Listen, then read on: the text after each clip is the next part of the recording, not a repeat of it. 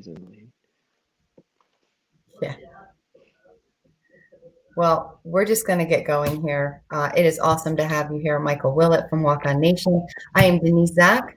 I am a life coach, and I developed this Mindset Monday podcast to help get inside the amazing brains of people who are doing awesome things in this world, but really try to give people hope, because we can go through difficult things and have a challenging time, and we can struggle, and we can have challenges and things like that, but we learn so much from them in terms of how we operate in the world. And that's what I want to get to, is how do you develop a mindset that is a winning attitude that helps you be successful? And so we have this awesome person whom I've known since last October. We met at the Game Plan Youth Startup Weekend down in Orlando, Florida.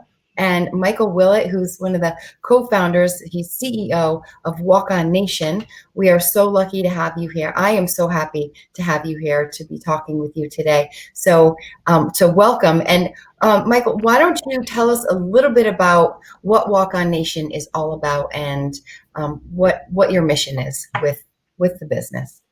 Definitely. Thank you again for having me, Denise. It's always a pleasure speaking with you. I enjoy it. But what we do here at Walk On Nation is we redefine the athlete. We redefine athletic identity. We're all about making sure the athlete is enhanced, not defined by their status. We do this in various ways through workshops, through virtual workshops and one-on-one virtual sessions right now because of COVID. But the main things we focus on right now is athletic identity, making sure the athlete knows who they are outside of being an athlete, who they are as a person rather than just being that athlete. We also focus on helping the athlete understand their core values, because there's plenty of times in sports where the team gives you your values, but once you leave that team, you have no idea what your values are. And the Mm. last piece we focus on is personal branding, giving the athlete the power back to give the world their personal brand, not what the media tells them they should be, but who they want to be. So that's what we really focus on at Walk On Nation over here. I love that.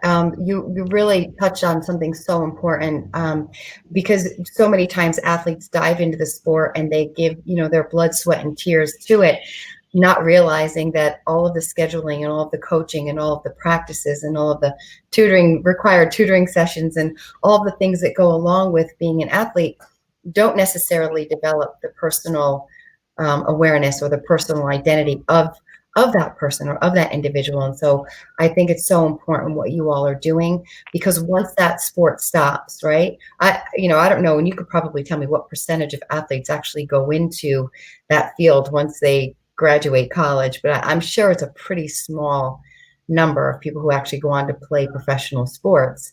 Um, but once that sport ends, who are you, and where do you go from there? How do you figure out how to land on your feet and make something of your life that feels successful, right? Right. To make it to the top level is less than 1%. To make it to Division 1 is 3%. So the numbers are already stacked against you. So, and even if you do make it, you can only play sports for so long. So your life still continues on after sports. So we strive to help the athlete. We're not telling you while you're in the game, you have to have a plan B. No, focus, be great, be the best athlete you can be, but also know you are so much more than that. So that's what we focus on and strive on. I love that. And what motivated you to go into this area? I mean, you know, at what point were you sitting down saying, you know what, we have to do this for athletes? We have to help athletes figure out who they are and who they want to be. What was your motivation behind that?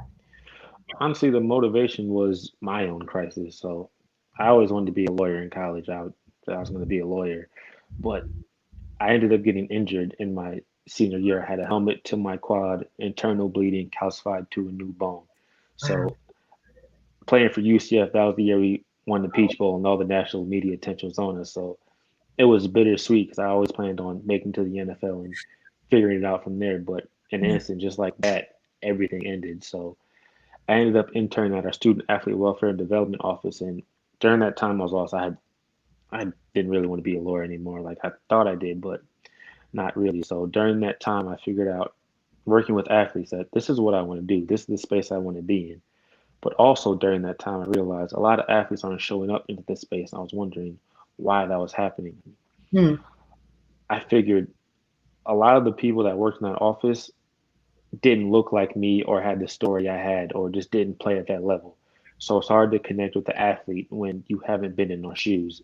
So I Mm, figured, well, I've been in those shoes. I've been through it. I've been came in on top, was 0 and 12, lost everything, came back and won 25 straight games. So I know it with the best one. I left college with 3 rings. So I said, why don't I develop my own curriculum, use my experiences, and reach the athlete? Because I'm still their age. I'm fresh out of college, so I look like them. I've been to the highest level, so I know I'll be able to connect with them. So that's how Walk On Nation came about. I didn't want to have athletes be lost like I was.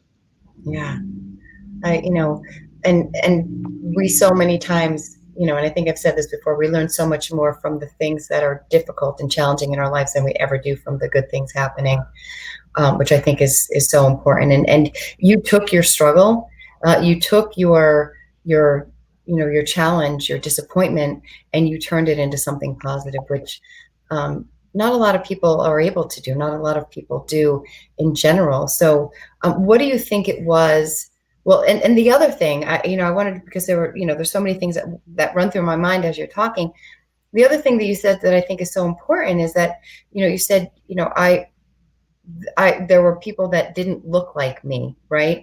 And he said, and you said, I wanted to be that for someone else. I have been in those shoes before. I walked the walk, and I can talk the talk. And so, you know, why do you think it's so important? On the one hand, if you struggle with something, to, I want to, maybe we'll get to that one afterwards. Maybe first answer that the second piece, which is, you know, being able to see someone that you can identify with, that you can relate to. Why is that so important, especially for our athletes who are, transitioning into the workforce? It's so important, especially with athletes, because we already have a short attention span. Like you said before, we have meetings, practice, all this stuff, film work, tutoring. So when you pull us aside for something that honestly we don't truly want to be there for, you have to figure out a way to grab us. And the way to grab us is to have someone to connect with. If I don't connect with you, it's just another thing I have to go to just to check off the list. But Yeah. if I can connect with someone and they've been to places where I want to be, I'll pay attention, I'll lock in. So Mm, that's how you truly get athletes to focus. When you look like them, been through their experiences, we can read when someone's not genuine.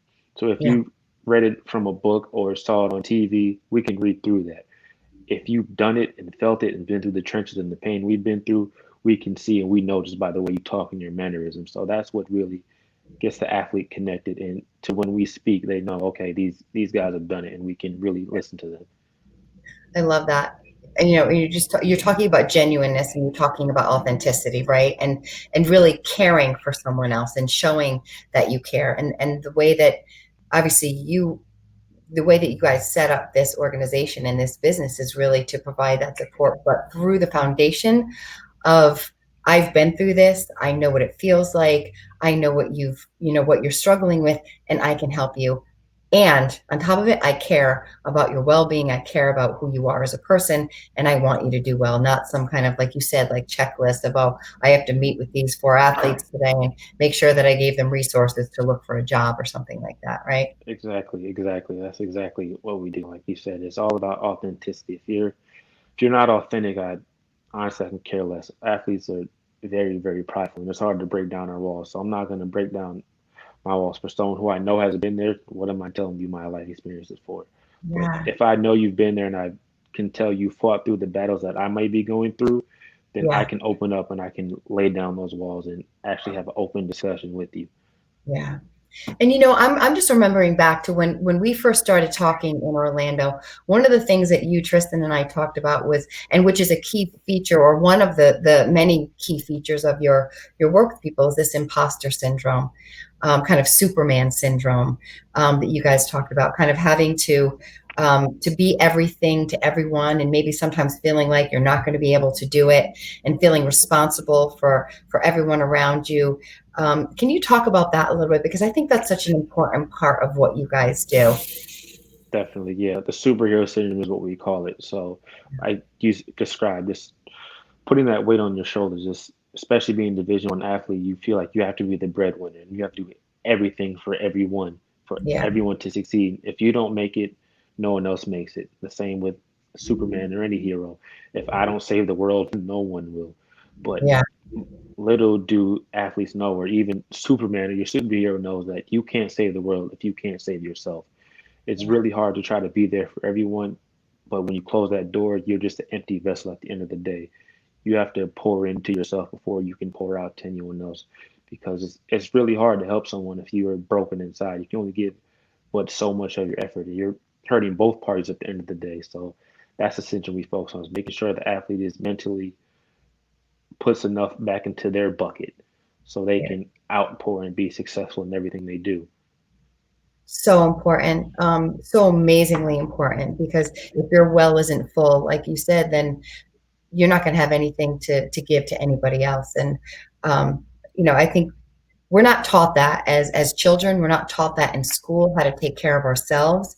And a lot of times, when, especially if you grow up in a close knit family, or in a situation where you have people that you really care about, then by default, we generally want to help people, right? And Right. athletes have this mentality too of kind of being strong, not being vulnerable, not being weak, and kind of doing it all, right? So I can imagine that that's a really hard wall to break down with some people, to say, hey, take care of yourself first, right? So Yes. how do you do that? Like, what are some of the ways that you help athletes to kind of transition and find their way? So, especially, we always do this in our first workshop with athletic identity. We ask them the three questions of: who are you as a person? What do you want to be in life? And what is your purpose? Through that, we kind of get a gauge of who the athlete is during that time. Then we Yeah. do a exercise where we get them up, we start yelling at them, screaming at them, put like obstacles in front of their way, and like after the exercise, the athletes really open up. And the exercise is meant to show that these are obstacles in life, whether that's family, friends, practices, whatever it may be. These are obstacles in life that you have to avoid, which Yeah. ends up segueing into superhero syndrome, which the obstacles can end up being yourself, your Mm, family, without you even realizing it. Like, yeah. athletes, a lot of time we don't even realize we're our own obstacle because we get in our own heads because we're trying Mm, to do so much for everyone. So yeah. that's when we tie in superhero syndrome, and it all makes sense because it clicks. You can't just throw superhero syndrome out the first episode. I don't Right. do that. But once you Right. start chipping away, chipping away, chipping away, then it opens up, well, this is my problem. Now I really understand what my problem is, and this is how I can overcome that problem. So that's how we go about it with superhero syndrome. That's amazing. And it's not like you're just teaching out of a textbook. You are immersing them in activities that get them to gain perspective, that help them to really understand what it is that's getting in their way. And I've done some similar exercises with people and barriers, and I said, okay, oh, you want to get to the next step, and you've got, this maybe poor grades or something like that, or you're not studying enough. I have a person stand there in their way, not letting them get by, and we don't let Hmm. them, get physical or anything with each other, but just try to get around this person. And how do you work through this obstacle? The person saying, you're not getting by me. I'm not going to let you succeed. You're going to lose. You're going to be, you know, whatever it is, whatever tactics they use to kind of prevent the person from getting there. And we talk about what that feels like physically, and how barriers can get in our way, and how they can break us down, and how they can leave us feeling flat and empty, sometimes without us even knowing it, without us even being aware of it. So I love the fact that you're bringing this to light and helping people, helping athletes really figure out, all right, how am I getting in my own way, number one, and then how do I figure it out to kind of step to the side, or create something new, or walk down a new path, so that I can take kind of ownership of my own worth and my own value and my own identity. So important, so amazingly important. Exactly. And when we do this, we tell the athletes ahead of time, this is not something you'll know the next day who you are. This is going to take a time and process, but we're introducing you to these ideas so you can figure it out for yourself. We're also telling the athletes this exercise isn't meant to be a feel good thing where I know who I am, life is going to work out. That's not the case. Life is hard. You're going to have obstacles. Something's going to come up. But when these things do come up, you have more of a sense of who you are so that you can be able to deal with the situation better when it comes. Love that. So, it's such a crucial point, right? Because it's like, oh, well, we'll just make everything in your life perfect and then you'll be fine. People think that that's the way life goes, right? Like, let me just get rid of all the chaos in my life and then I'll be okay. And that's Yeah, no, not realistic, right? right, Yeah, bad things are going to happen. Challenges are going to be put in your path. Difficult things are going to occur, and the stronger you are in your core, in your identity, and who you are, what you believe, and the more you're able to set goals, because I know you guys do goal setting stuff too with your athletes. The more you have those goals set, the less easy it is to kind of push you over when something challenging happens, right? right, definitely. And I know we always use personal experiences, so we don't just go into saying do this. Like my own personal experiences, it's been tough for me. So this Walk on Nation, the title has a meaning to it because come from my senior year of high school to college, it was embedded in me that I'm not good enough. You'll never make it. You don't deserve to be here. So my first year of college, I almost didn't believe in myself as I should have because I knew I could play Division 1, but Yeah, just having to walk on when you know my junior year had so many scholarships lined up and they were just taken away from me due to playing time. Like what happened? I thought I was good. I almost had a battle with myself. But being a walk on, that almost became my identity with this whole chip on my shoulder. The mentality is nothing you can do will stop me. I'm going to be successful in life no matter how I have to do it, whether I have to open the door, break down the wall, dig under the ground and come through the floor, whatever it may be, I will be successful. And this walk on yeah, nation, walk on mentality became my identity. The whole yeah, idea of nothing will stop me. I'll succeed in my life. I will decide my own narrative myself. So that's yeah. why this name is so powerful and means so much to us. So, yeah, and when you think about it, you know, so many people who were in your situation might have just walked away. And I am sure that there are other athletes that have been in your shoes before who didn't say, nothing's going to keep me from this. I'm going to get up every day. I'm going to put 150% into this and I'm just going to keep going. So that's something that was part of your mentality before you walked on that field for the first time, right? Right. So where and it could have been part of your athlete development, but I'm also thinking there's something about you as a person that just it was there. So tell me a little bit about, you know, who you think you are as a person, you know, how you think your upbringing or your mentality growing up has contributed to this amazing mindset that you have. I definitely have to attribute it to my parents. They've always been in my corner 110%, and they've always instilled values of making sure I work hard and nothing's going to come easy. But if you want it, you have to work for it. And Yeah. I worked for it ever since I was like a little eighth grade. I'm up at 2 in the morning going to the gym with my dad just because I want to Wow. be better. It was always embedded in me. My dad is a hardworking man, Yeah. detective in MTA New York for 24 years. My mother's the greatest mom you can imagine. It's just having being lucky enough to have the backing behind me and instill these values in me helped me be the man I am today. Of course, the experiences helped me lead to the man I am today. But if it wasn't for them, I wouldn't be where I am right now. Yeah, absolutely. That's amazing. And it's so important to have people in our lives that help us to grow, not just keep us safe and keep us fed and all those kinds of things, but also challenge us when we need to. And you know, you've said that your parents say, "Hey, life isn't going to be easy. It's going to be hard and you're going to have to work hard." They gave you reality testing, right? They were like, "Here's the deal. This is life. It's going to hit you sometimes and if you just keep going, we've got your back, you know, and we'll help you." So important to have those people. And sometimes people don't have those amazing people in their homes, right? Right. So I always encourage people, and I'm sure that you know you probably work with some athletes who didn't have that kind of support at home, right? I always encourage people to kind of try to find mentors and people that they can aspire to be, or people that are their kind of you know their heroes in life outside of the home. Sometimes it's a coach, sometimes it's a teacher, sometimes it's a pastor, sometimes it's an older sibling. But you know, how do you talk to your athletes about that? If you feel like someone's come from a really, really tough situation, a tough background, a tough, um, you know, just a tough area um, in general. Like, how do you give them hope? How do you talk to them in terms of showing up and being resilient. Right. Everything you said also in the sense that we're there to be a mentor as well. We're here to show you that we were in the same seats you're sitting in, and look at us now. We created our own business. We've done something outside of sports. Sports was our avenue, but it didn't define us once we were done playing. So we tell the athletes, you can use us as a mentor too. If you email, call us, we're here. We're here for you. We're not, like I said, we're not meant to be here today, going tomorrow. Once we step foot in this door, we are fully invested into you. Now, if that means you need to have a conversation, we're here. We'll listen. We want to be that mentor for the athlete. There's no one at home to be a mentor. You got to give an athlete someone to look up to, and you can't.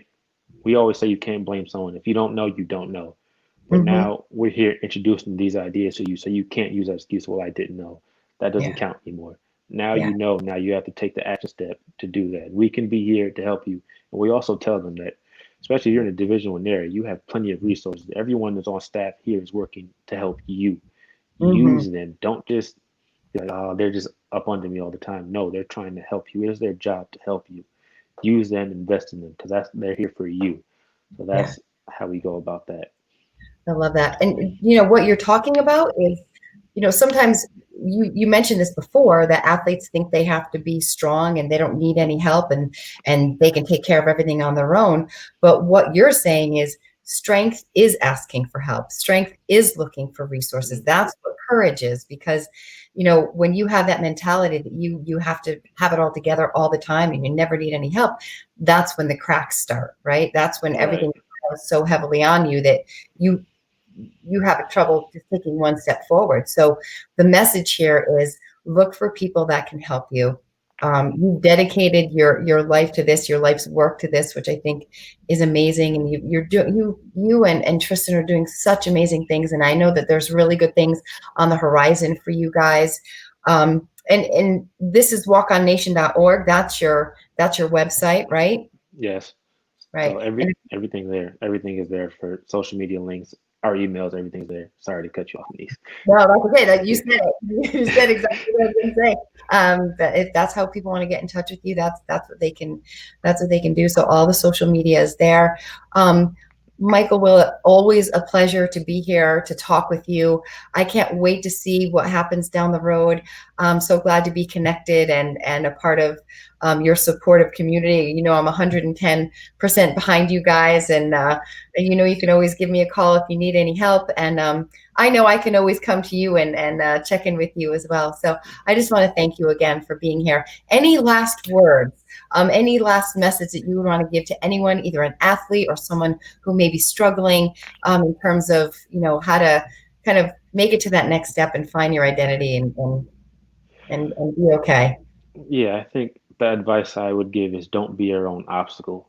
So many times we feel like we have adversity from other people, but if we truly dive deep into it, we are our own adversity. We are our own problem. Let's take a time to step back and get out of our own way. Don't tell ourselves no before you even ask the question. See what happens first, then get your answer. Do not be your own roadblock. That's the thing I would have today. I love it. It's an amazing. I'm just going to leave that there because we don't need to add on to that. It is a perfect way to end. Thank you so much, Michael. Thank you for being here, and we will look forward to seeing all the amazing things you and Tristan do together. Take care. Thank you. Thank Goodbye, you, Denise. everybody. Yeah, thank you. And Mindset Monday, I'll be here again next Monday with another amazing guest. And thank you all for tuning in. Have a great week. And remember, be mindful, show up to your day with resilience, and don't be afraid to dive in head first. Take care.